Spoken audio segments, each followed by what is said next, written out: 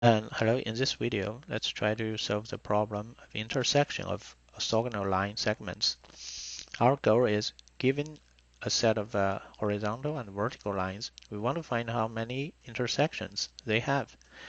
And a very efficient algorithm is by scanning from left to right. If we match the start of the horizontal line, we add a point into a binary search tree. The second one at another point, third one at another point, fourth one. And once we scan to the end of the horizontal line, we remove a point from the binary search tree. And if we hit a vertical line, we do a range search, see how many points fall into that binary search tree. So the next picture is like this.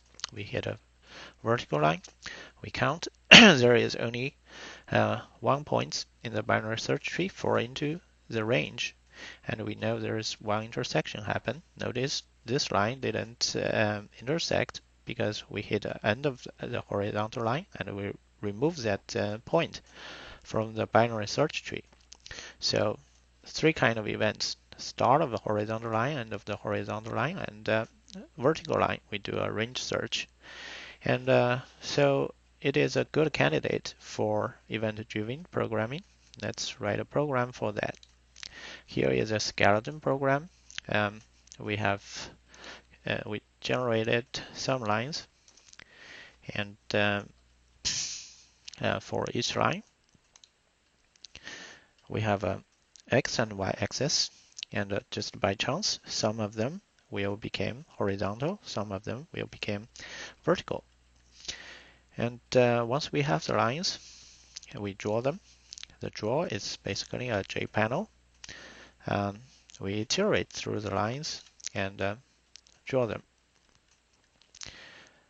So for event-driven, we need a priority queue, and the event is prioritized by their x-axis value because we sweep from left to right.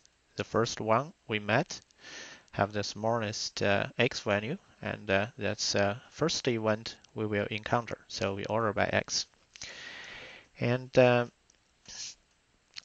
next thing is there are three kind of events. For horizontal lines, we only need one y value, but for vertical lines, we need a range. We can take advantage of the horizontal line only need one y value, so the other y value can be used as a marker. If we hit y1 equals 0, that means that's the start of the horizontal line. If y0 equals null, that's the end of the horizontal line. And just by doing this, our code will become shorter. So we need to fill the binary search tree. Okay, in that case, all we need is a sorted set. So if you add an element or remove an element, the element are always ordered. So later you can call the range in order to find how many points are fall into. And Java collection interface SortedSet is just for that purpose. There could be different implementations. The binary search tree is just one of the most efficient implementation of this interface. Okay, and we come back and we need to fill the priority queue. We iterate through the lines. If we find a horizontal line, we need to generate two kinds of events.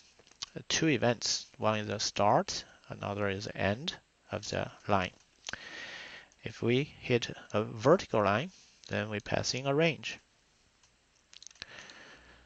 So now we have the priority queue. We can start to count. So int count, start with 0, and while pq is empty, it's not empty. Okay, then we pick the topmost. We just have to do this. Plus equal pq, remove, and intersection. Here we need a sorted set, and sorted set. It's better to be very efficient, so better to be binary search tree. Java already have that implementation called TreeSet. Behind the TreeSet is a black red binary search tree, so it's a good implementation. We can count on logN performance. And here we can just type print line and count. Now this is our count. Let's run the program, run as Java application. Here we have this might intersect, so it's 1, 2, 3. Let's see, 3, okay, run again. It's 1, okay, let's run again. 1, 2, 3, 4, 5, 6, okay, 6. Now let's increase the number. This time, human counting is impossible.